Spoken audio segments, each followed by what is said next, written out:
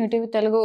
ఆంధ్రప్రదేశ్‌కు భారీ ఎత్తున పెట్టుబడులను ఆకర్షించే లక్ష్యంతో రాష్ట్ర ఐటీ విద్యాశాఖ మంత్రి నారా లోకేష్ దక్షిణ కొరియాలో పర్యటిస్తున్నారు.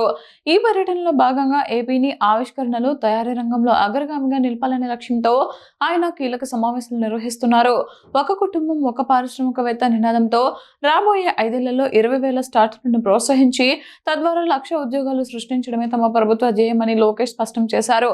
సియోల్ బిజినెస్ ఏజెన్సీ ఆధ్వర్యంలో కొరియన్ టెక్ స్టార్టప్ల వ్యవస్థాపకులతో జరిగిన రౌండ్ టేబుల్ సమావేశంలో ఆయన ఈ కీలక ప్రకటన చేశారు. ఏపీలో ఆవిష్కరణలకు వెన్నెముకగా ఉన్న రతన్ టాటా ఇన్నోవేషన్ హబ్ గురించి మంత్రి లోకేష్ కొరియన్ పారిశ్రామికవేత్తలకు వివరించారు.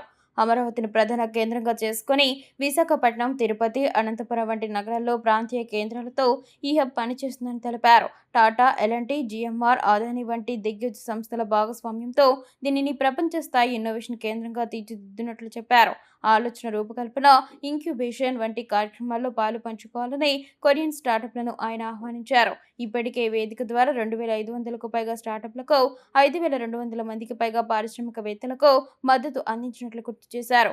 ఏపీ ఇన్నోవేషన్ మరియు స్టార్టప్ పాలసీ 2024-29 కింద స్టార్టప్లకు అందిస్తున్న ఆర్థిక ప్రోత్సాహకాల్లో లోకేష్ ప్రత్యేకంగా ప్రస్తావించారు. 22 కోట్ల ఆర్టీఐహెచ్, ఎస్ఐడిబిఐ సీడ్ ఫండ్, 20 కోట్ల రూపాయల వరకు AIF seed equity, working capital కోసం క్రెడిట్ గ్యారంటీ వంటి సౌకర్యాలు కల్పిస్తున్నామన్నారు.